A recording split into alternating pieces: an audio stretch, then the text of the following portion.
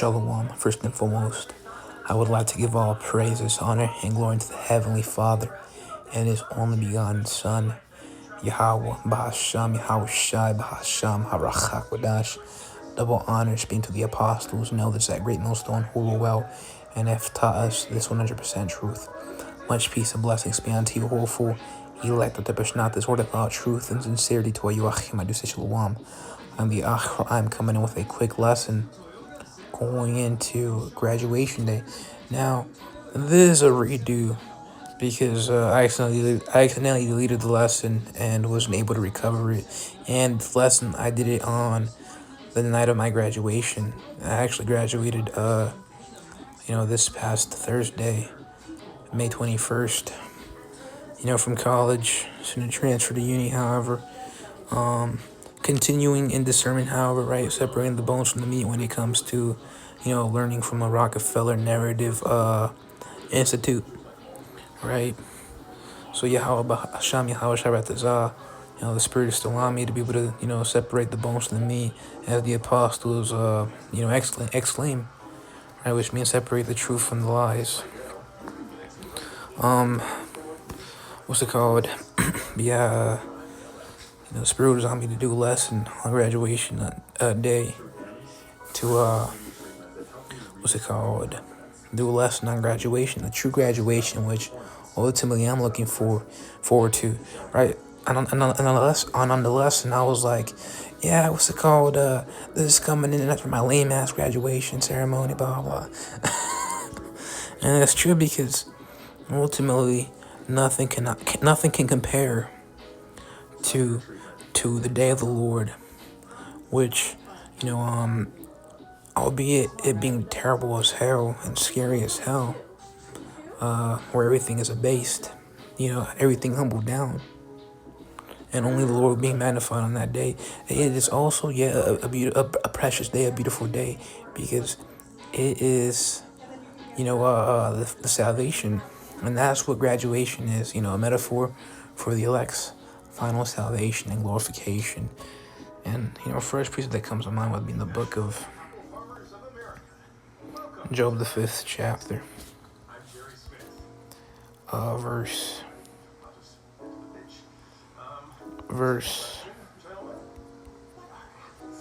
19, he shall deliver thee in 6 troubles, yea, in 7 there shall no evil touch thee.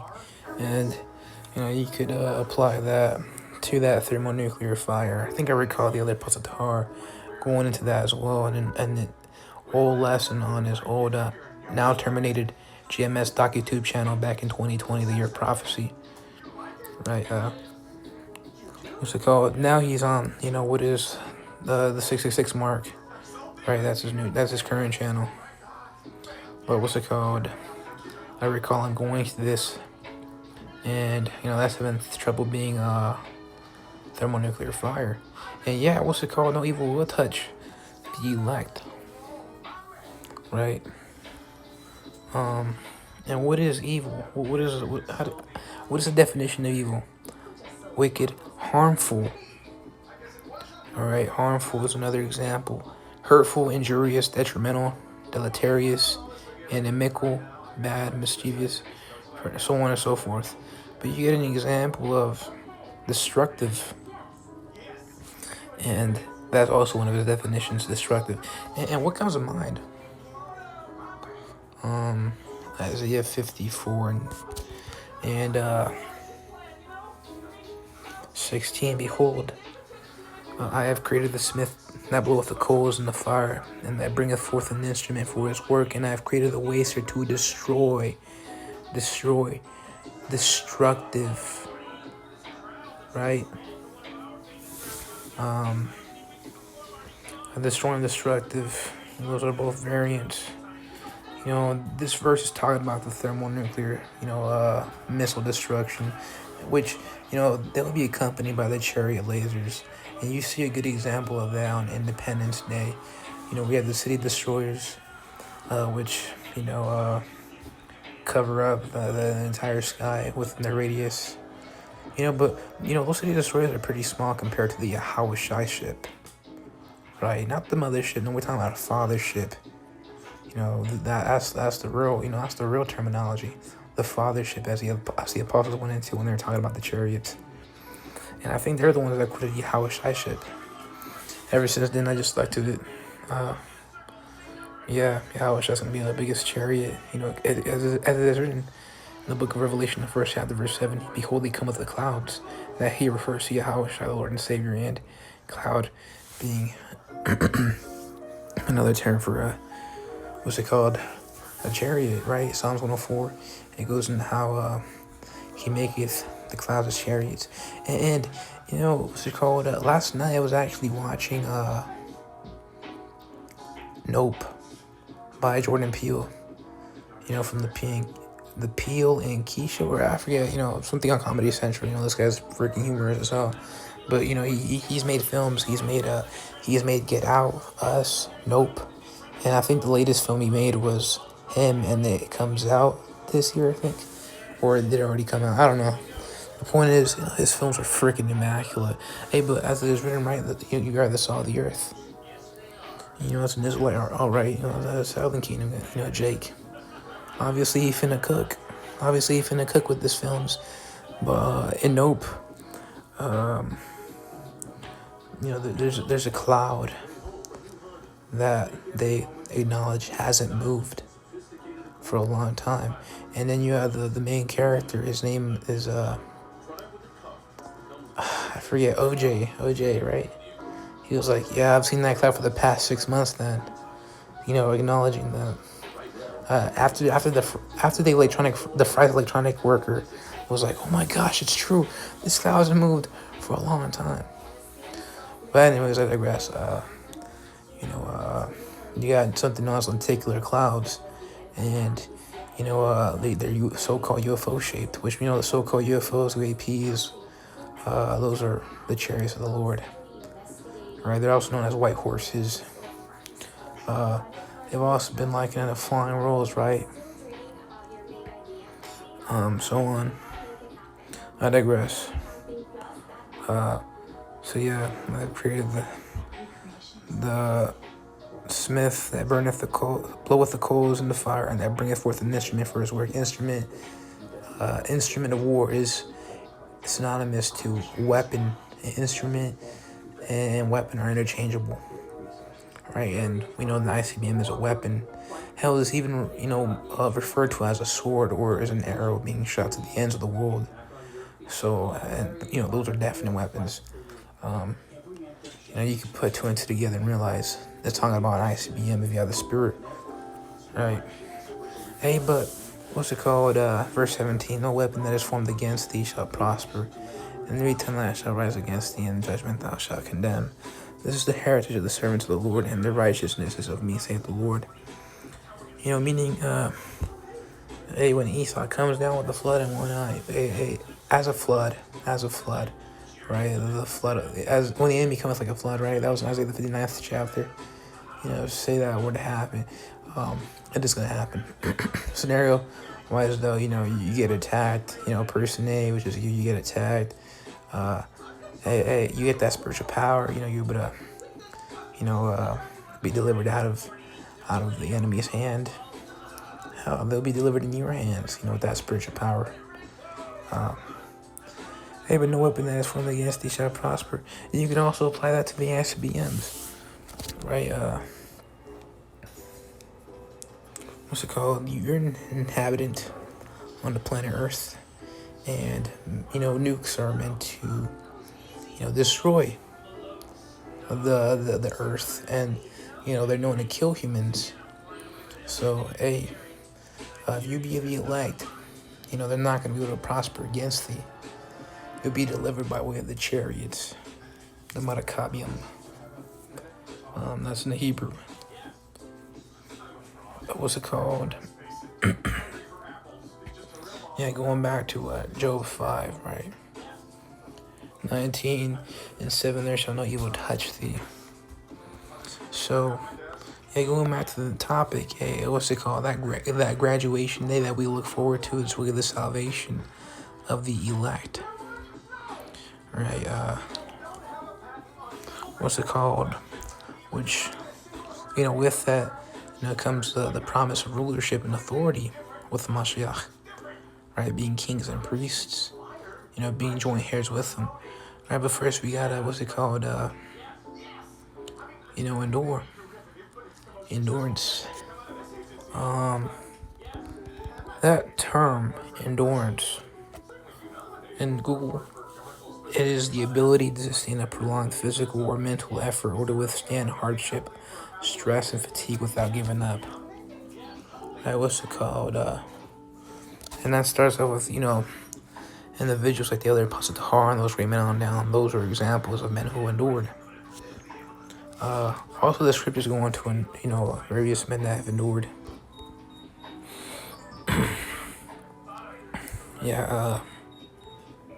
James 5:11. Behold, we count them happy which endure. Yeah, I've heard of the patience of Job, and I've seen the end of the Lord, that the Lord is very pitiful and of tender mercy. Right, and what happened with, Job in the end? That he was blessed. He was given sons and daughters, inheritance, animals, right? He was healed from his, sick state, right? So, endurance. And we count those individuals, happy. Well, if we endure, best believe we finna be happy. I mean, we're talking about the kingdom, we're talking about the kingdom, bro. What's it called? And what is in the book of Revelation, the 21st chapter? All right, verse 1, and I saw a new heaven and a new earth. For the first heaven and the first earth were passed away. There was no more sea. Well, that's talking about the same planet, because it is written in the book of Ecclesiastes, the first chapter. I think it was verse 3 or 4. A generation passeth and another cometh, but the earth abideth forever. And as the apostles have broken down, the earth was thick, but that word new in the Greek really means refurbished, right? If I'm not mistaken.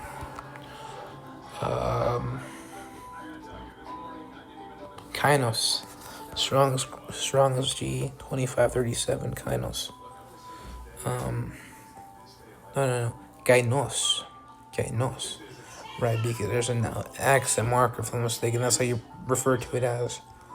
Above the Omicron letter of the word, but it means new, fresh,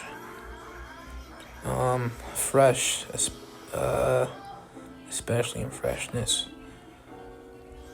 Okay, new in quality, fresh in development or opportunity. Basically refurbished, right? Renewed, refurbished. So like a console, say you don't have enough, or not that you don't have enough money, but you being, wise with your finances, you want to go with the budget-friendly option. You end up not buying a new PS5 or whatever, but you buy a previously owned product that has been inspected, cleaned, repaired, and tested to meet factory standards before being resold. I did the same thing with the telescope. It's a Celestron Star Sense telescope. I forget the exact model title, but it's refurbished. It was tested to meet factory standards, and there was no dings in it, nothing. It was just opened.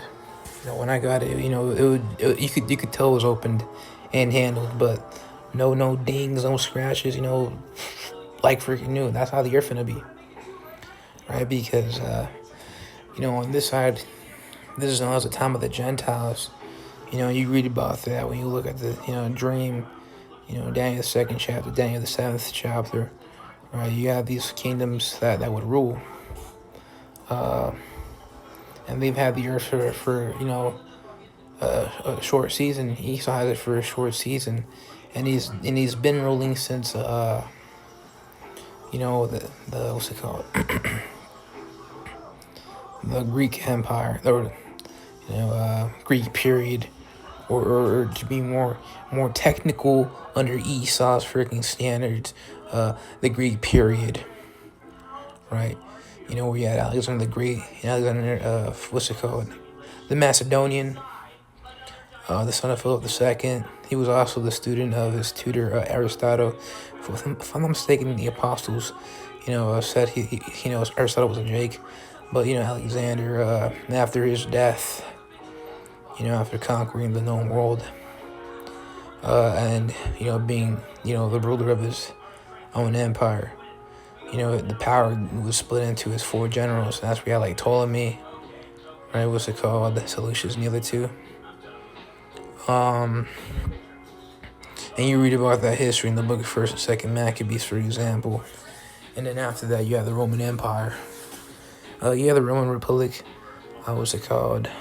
And that republic became an empire,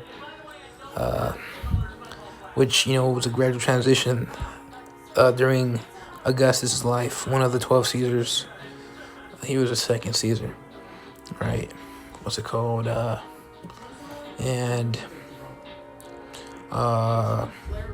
What's it called? Jake did rule for the first 1,000 years. The Byzantine Empire, right? Moorish Empire. Where Jake was ruling the Iberian Peninsula, right? Eastern Europe, things like that. Jake was in Germany, Netherlands, so on and so forth. They was ruling Europe, and that also defeats that them blacks were swinging on trees and jungles until we came and enslaved. Yeah, that defeats that retarded ass. What's it called? Fabricated history, because that's not true. Jake was actually ruling. What's it called? You had Roman emperors that were Jake, dude. Septimius Severus, for example. Marcus Aurelius. And you actually had a Jake, right to Marcus Aurelius. In regards to the persecution, of the believers. And Marcus Aurelius, he acknowledged them, right? That's why that Jake write a letter regarding their persecution. I forget what was the premise, what was the content in said letter, but I digress. After that, or shortly before the fall of Constantinople, what's it called now? Istanbul, in modern day Turkey. That was in 1453, the year 1453 AD. But before that, you saw history scholars, they say the Renaissance, which is rebirth, right? Because in the Spanish it translates to the nacimiento, meaning rebirth. That spanned from roughly the 13th century to I'm gonna check it out real quick.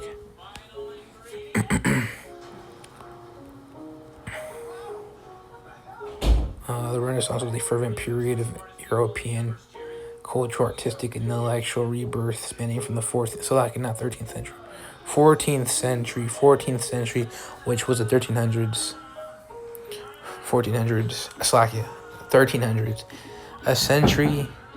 It's the years leading up to that year. So, for example, we're in 2026, but it is the 21st century. Why? Because it's all these years leading up to that year 2100. And once it reaches 2101, it will become the 22nd century. So that's the way it's been structured. So 14th century, the 1300s. So it spans from the 14th century, the 1300s, to the 17th century, which is the 1600s. They bridged the Middle Ages in modern era, heavily inspired by the rediscovery of classical philosophy, literature, and art from ancient Greece and Rome. And notice how it's ancient Greece and Rome, because those were, the periods Esau was ruling. But even in the Renaissance, it was a gradual, spreading over of Europe. It wasn't, an immediate thing throughout the whole throughout the, half of that continent, of Eurasia. It was a gradual thing. That's where, Italy, and then it starts going up, moving whatever direction.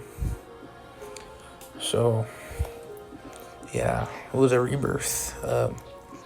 Esau's achievements, the classical antiquity, And now we're at the, you know, the part clay, part iron part.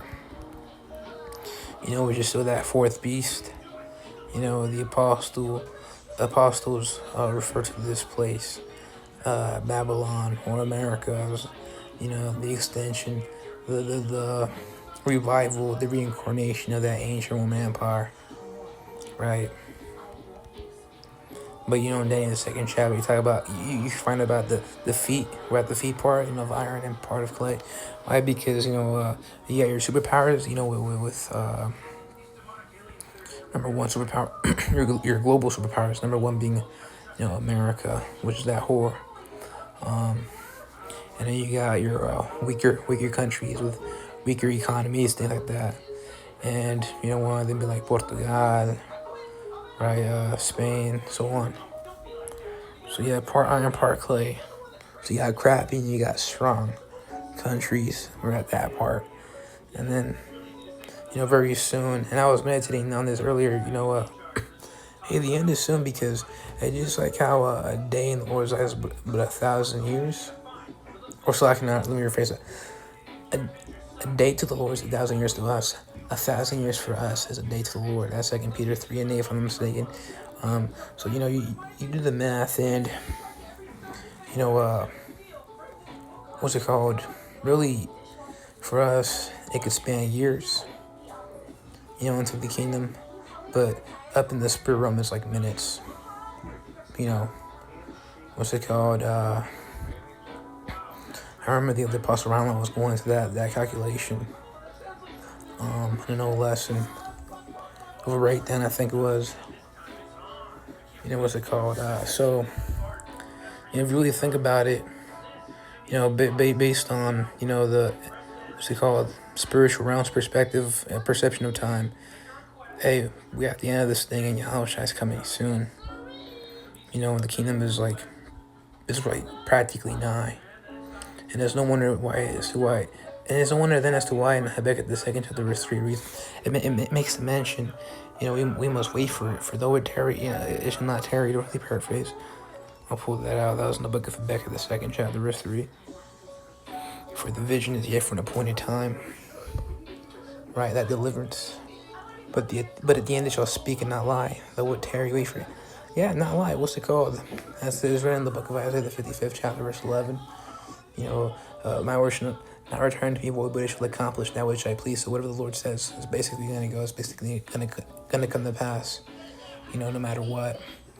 So, and also as it is written, the Most High is not a man that he shall lie or repent. So whatever he says literally goes. And so that's why it says at the end, it shall speak and not lie. It's not complete. It's not deceit. It's true. The thing is patience, endurance. To endure is to patiently suffer, right? Anyways, though it tarry, wait for it, because it will surely come, it will not tarry. Behold, this soul which is lifted up is not upright in him, talking about Esau, but the just shall live by his faith. That's talking about us. We must have faith in order to continue to endure. Faith, complete trust, confidence, or strong belief in a personality or a thing. It often describes a deep conviction held without requiring absolute physical or logical proof. So, we must have complete trust, confidence in the Lord that, the end will come soon. Because, we've seen Yahweh Bahasham, Yahweh Shai, but, we bear no recollection considering how the former things are not remembered. Right, our minds are wiped out with a clean new slate. And I remember one of the Yaki pointed out, it's really a show of mercy from the Lord for us to not remember our past lives, so you could bug out extremely, say, oh my God, I did that, oh my God, I'm so wicked, oh my God. Or I think it was one of the apostles, El Apostle Gabar, he pointed out another example, regarding that same aspect. Time out. Or I think it was just one of the other elders, but they pointed out, if you remembered your past lives and you've come to find out that you're a man of the Lord and you find out that you're the elect, then you're going to be lazy as hell on this side. So that's also another example as to why Lord wiped out my memories. So hope and faith, will truly be exercised. Hope and faith can't be exercised if you already know, and that's why, it's written, hope is the substance of things not seen. Is that one of the scriptures? Yeah, Hebrews 11:1. Now faith is the substance of things hoped for. I said hope is a substance. So I'm gonna say faith. Now faith is a substance of things hoped for. Yeah, but the evidence of things not seen, right? Yeah, but what's it called? Faith and hope, they do intertwine, huh? Faith and hope intertwine. Does faith and hope intertwine? Yes, faith and hope are deeply intertwined. I think as two sides of the same coin. Faith serves as your foundation and present trust, while hope looks forward in confident anticipation. Right, so two sides of the same coin. How about that? So going back to my point, we never seen the Lord. We have, but what's it called? We have no recollection, we have no remembrance of seeing him. So to us, like, as though we had never seen him. And, with that, what's it called? We believe in him, right? He didn't, physically, manifest himself and verbally tell us, oh yeah, I'm going to promise you this. No, what's it called? He showed up through signs and, by putting his spirit on us to be able to look into these things through the scriptures. Hell, you think you'll be able to do this on your own? Hell no, reading is boring as hell. That's what I was taught. Now, obviously, even though reading is boring, I still read. You got to read. First of all, reading the scriptures is part of our duty. But reading in general, I got a whole bookshelf. I force myself to read. But reading, before this truth, before I even developed the habit of reading. Pre-truth, I hated reading, so it was boring as hell. So you think, regarding that, I would come to find out that there are promises for us if I never even looked in the book because reading was boring in the first place? I don't know. But because the Lord put his spirit upon us, how upon me, to look into the things that are written therein, come to find out there are promises. And they are coming soon, and I wholeheartedly believe them. I don't think it's a fairy tale. You got people in the world that think it's a fairy tale. Hey, but so be, we'll be unto them forever. There's written in the book of 2 Ezra, the 15th chapter, let the unfaithful die in their unfaithfulness. Right? And we're not going to sugarcoat it. That's literally in the scriptures. Now we say that to, stir the people in repentance, right? What's it called? Persuading them with the terror of the Lord, to roughly paraphrase. That was in the book of 2 Corinthians, the 5th chapter, verse 11. Knowing therefore the terror of the Lord, we persuade men. Right, we tell you, whoso despises the word shall be destroyed. Hey, we tell you, start believing, son, start believing. Lord willing, you be converted. Right? I digress back to the main topic. Endurance. Did I ever explain what endurance was?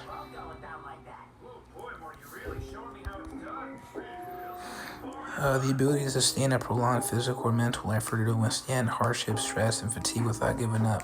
Right? That the main precept regarding endurance that everyone knows about is Matthew 24th chapter, verse 13. Right? Whoso endures, the same shall be saved. Right? Matthew 24th chapter, verse 13. And this is in the red letter, so this is how shall I speaking. But he that shall endure unto the end, the same shall be saved. Right? And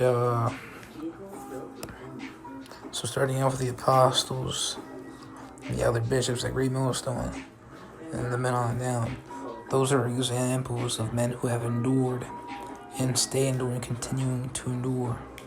And that goes to show you how, This second wave, if you will, of believers, and third wave because of the newcomers that are constantly coming to this thing, those are your real believers. Whereas that first wave, the men that fell out after that failed the Y2K prophecy because the Lord set them out. That goes to show you how the first wave, those aren't the elect. The second and third wave, however, they are because they continue to, be in this thing, endure. Whereas the apostles and the other bishops that have stayed throughout the Y2K prophecy up to this day, yeah, they definitely endured. And that starts with the other person to heart, right? That's the hierarchy, right? Because that's the man whom the Lord Yahweh Bahasham Yahushai is dealing with. And you would never, ever, ever have me or witness me, going against those men of GMS. GMS is the number one camp. Right? I'm what this society would, or modern day generation would refer to as a glazer. To glaze. Glaze is in slang means to shower someone with excessive, unwarranted, or cringe-worthy praise. Well, not what's it called, excessive. I don't want to be going off here, but we do praise. We do not unwarranted, right? What's it called? We do praise. Men. Hey, Ecclesiasticus 44:1.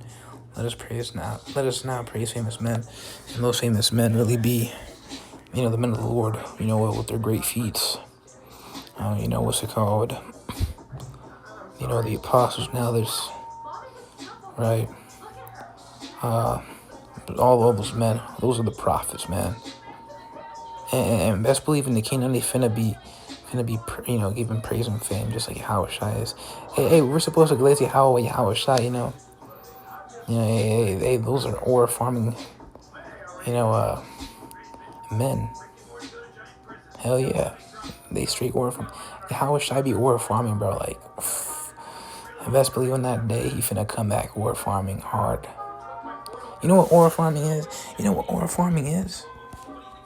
I'll tell you what ore farming is.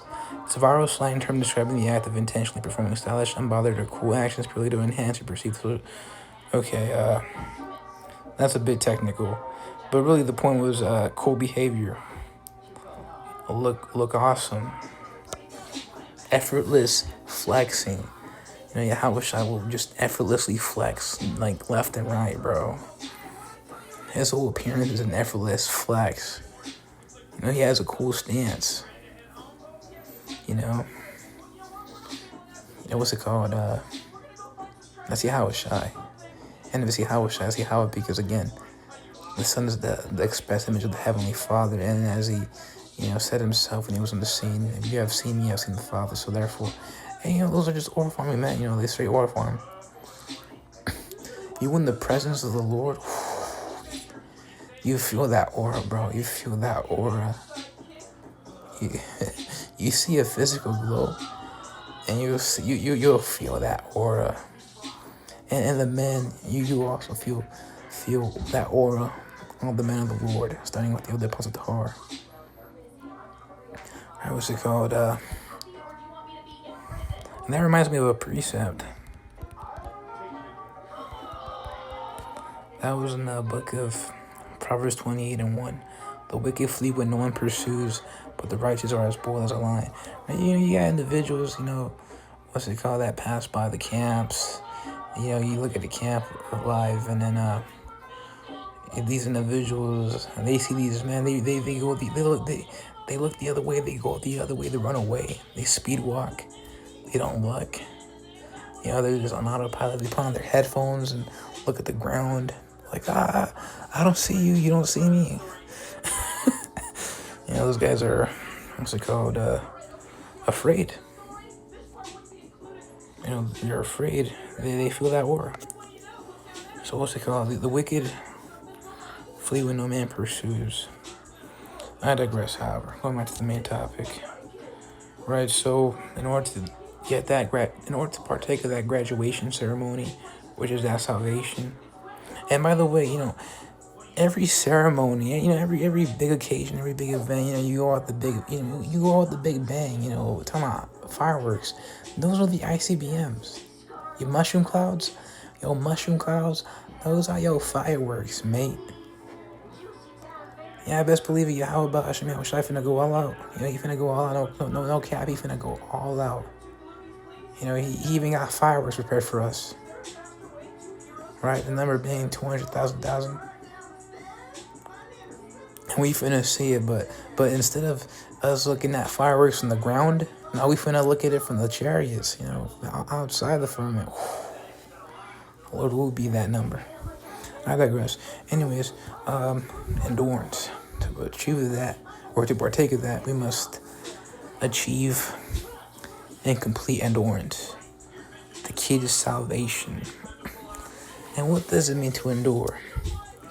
Besides patiently suffer, or what are things that signify endurance? Well, perseverance through trials. Right? Persecution, for example. Temptation, personal loss. Like, what's it called? You got Akim, whose women leave them and they take the kids away. The men, they can't just bug out. No, they're supposed to, stay, mentally tough. And no hardness is a good soldier of Mashiach.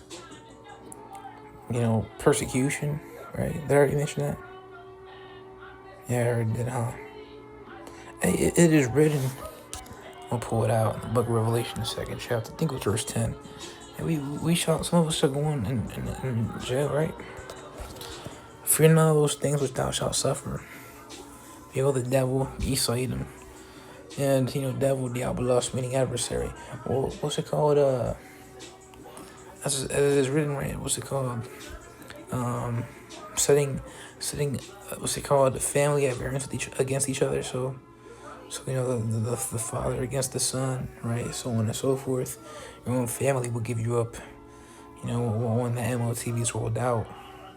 And, the system changes to where you needed to partake in society, right? Revelation 13th chapter, right? So that devil could also pertain to your family. Right? What's it called? They report you. Hey, we got a non-shipper. We got a non-shipper. I need a what's it called? So and so, dispatch that so and so. Yeah, take him away. What is your relationship with this individual? That's my son. All right, we got it, man. Right? I'm not trying to make this thing a mockery. I'm just bringing out an example. So I should not twist it up. Hey, because what's it called? This is a serious thing. Do not twist it up and say that I'm purposely, making a mockery of prophecy, because I'm by all means not. And by all means not. Right? What's it called? It reads, the devil shall cast some of you in the prison. And, it was the argument pointed out, it was be the concentration CAMPs. That you may be tried. Yeah, tried. See if you stand for the Lord regardless. And ye shall have tribulation 10 days, which, the Yakin broke down. It ain't talking about a little 10 days now. It could be. It could be a little number 10. But, it's just determinate. And it could be like just one day. It could be a day. It could be a freaking day. Yeah, if not longer, So, and ye shall have tribulation 10 days, be found faithful unto death, and I will give thee a crown of life. Right? Hey, strive into this truth for death. And martyrdom is coming, right? Martyrdom is a thing. Revelation 24, right? The souls of them that were beheaded for the testimony of Yahweh Shai, the word of Yahweh. Right, so hey, but we gotta endure. Right. And if you get martyred, and you still partake of that graduation, because again, salvation is that graduation. Salvation is you getting beat up on a chariot. But if you get martyred, if you get murdered, before that thermonuclear fire. You spawn a cherry, as the Akin pointed out, right? What's it called? We shall meet the martyrs in the clouds, right? What's it called? Slovakia. Yeah, persecution. Ancient Roman Empire. Right, that happened back then too. Those men endured. Now they're gonna endure again with this coming persecution. It's called, mental battles, right? Temptation. You gotta endure that. Say you're a newcomer, you trying to break old habits, you don't want to conform to those. And even then, as the other I'm Bar went into, we still have that old man that we're constantly burning to this day. So, you don't want to, because we all know the spirit is willing, but the flesh is weak. But you don't want to give into the flesh and then, let that old man, strike. Hell nah. This ain't Revenge of the Sith. This ain't freaking Star Wars. Hell no. You gotta subdue the body. Hey, like the other apostle, like the apostle Paul was going into. I subdue the body.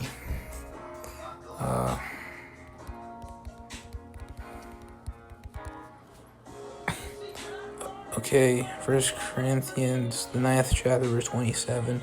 What I keep under my body and bring it into subjection, lest that by any means, when I have preached to others, I myself should be a castaway. Right, so, Paul's comparing the Christian life to a foot race.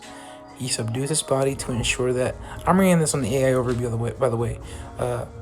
He subdues his body to ensure that after he has preached the gospel to others, he himself is not disqualified from the ultimate spiritual prize. Right?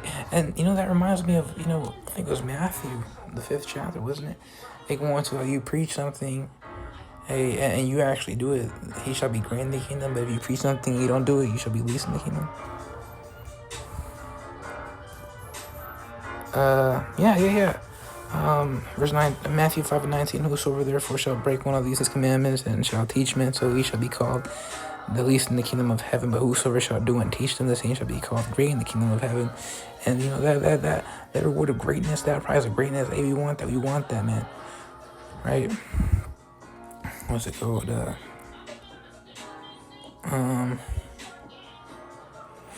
So yeah, we gotta endure, it's called,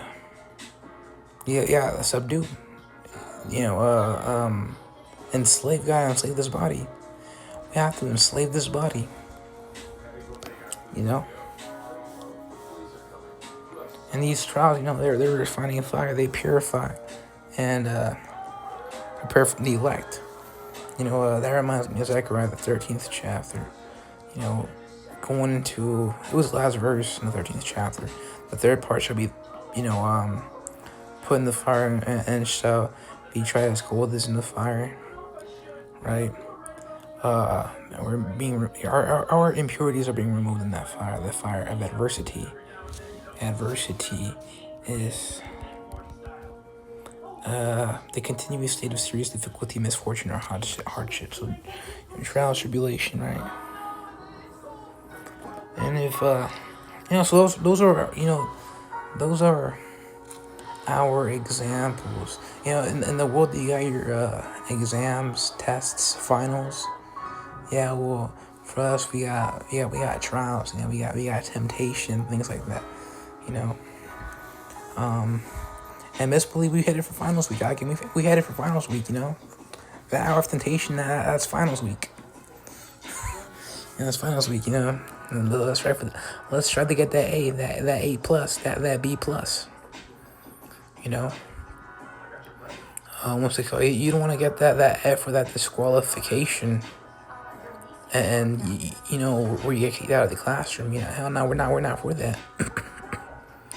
What's it called? We're here to get that A and win that race.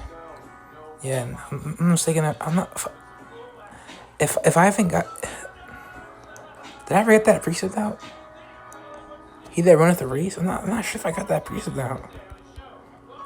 Yeah, well, I'm going to pull it out. All right, 1 Corinthians 9:24. Know ye not that they which run in a race will not, but one receives the prize will run that ye may obtain, right? Obtain that's salvation, which is what we refer to as graduation day. All right, that's that what's it called ceremony I'm looking forward to, not some lame ass what's it called a school graduation. I mean, yeah, what's it called? The school, it's all fine and dandy, yeah, what's it called? We make time for the Lord, but also, we still we still have family, right? I'm gonna say that with my family. We were at a pizza place, after graduation. Like, hey, you graduated, but that's what's up, It was a fun night. Hey, but if you think that was fun, how much more that salvation on true graduation day, right? It's finna be better, right? What's it called? Hey, the main reward is the kingdom, right? You read about that in the book of 2nd Ezra, the 7th chapter. If he doesn't, what's it called? Endure, how then shall he inherit the city, right? We must by all means endure then, run through that straight gate in order to receive that inheritance, that city. We shall inherit the earth. We shall inherit the kingdom. Hey, the translation of power, the translation of the kingdom is going to be on us. It's going to be given to us. So yeah, we're going to inherit power. We're going to inherit, what's it called, rulership. And that's what's coming. Right? Like them crowns, them crowns you read about. They ain't, what's it called? It's more than physical decorations. They represent glory, honor, authority. What comes to mind with authority? I remember the other apostle Paul was going to, true power. True power is having many women, having spiritual power, having slaves, being a true God. All right, that's authority right there. We finna be higher than the angels, yo. Right? Hey, wasn't that the Apostle Paul that said we shall judge angels?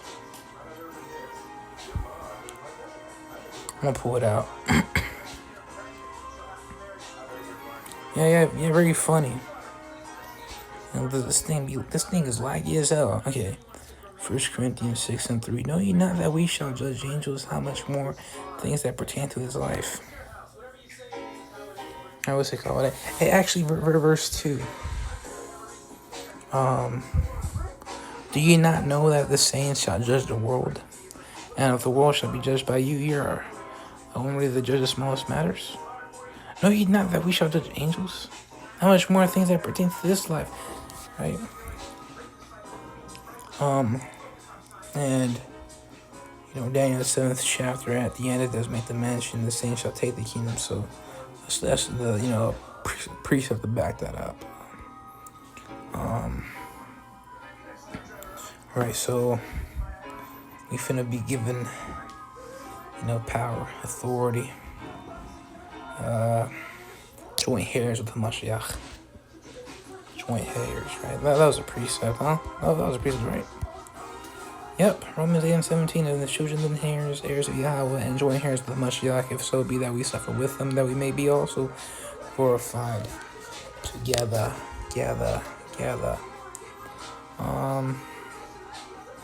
What's it called? Heirs, joint heirs. Now, if we be a royal priesthood and a nation of kings,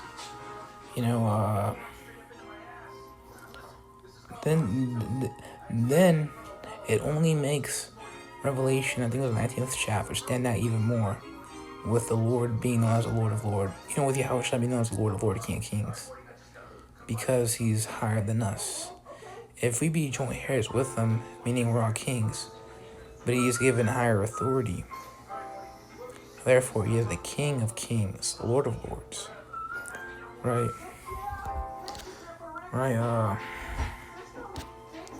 And he's even, distinguished in the book of Second Ezra, the second chapter, right?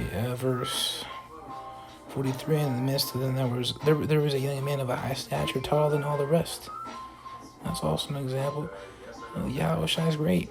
He's him. He's him. You got that saying in the world. You're not him, but or it may be. I think he is him. He may be him. Yeah, well, Yahweh Shai is him. I don't think I know he's him. All you gotta do is just read the script. He was given all power, bro. What's it called? He has judgment over the heaven and the earth, right? What's it called? I'm finna pull out the book of Revelation, 5th chapter.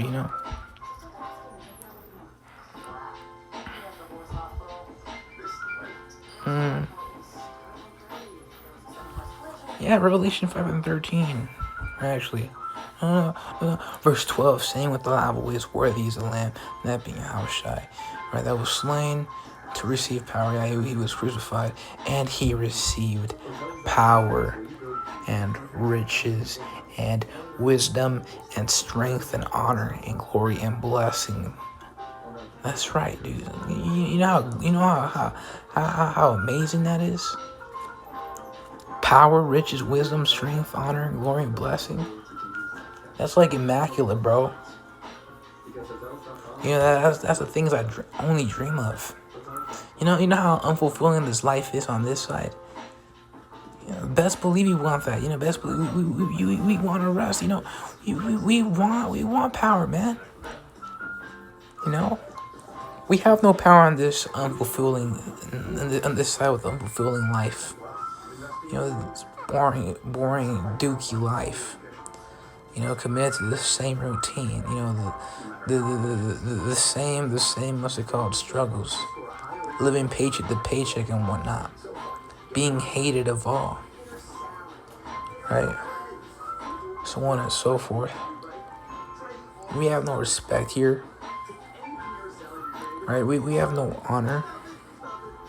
We're goddamn Ronin. We're samurai without it. Now technically we have a lord, but he's in the spirit realm, right? So they're in the spirit realm. What's it called?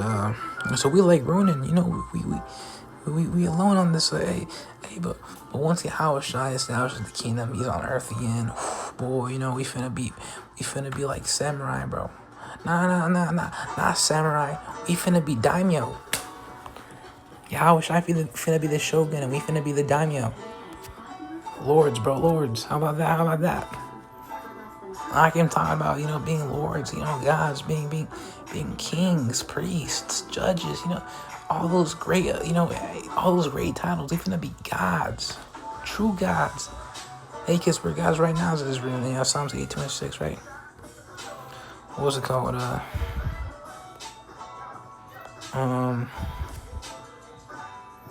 Yeah. Future authority. Another precept that came to mind was ruling with a rod of iron, right? That was a precept that came to mind.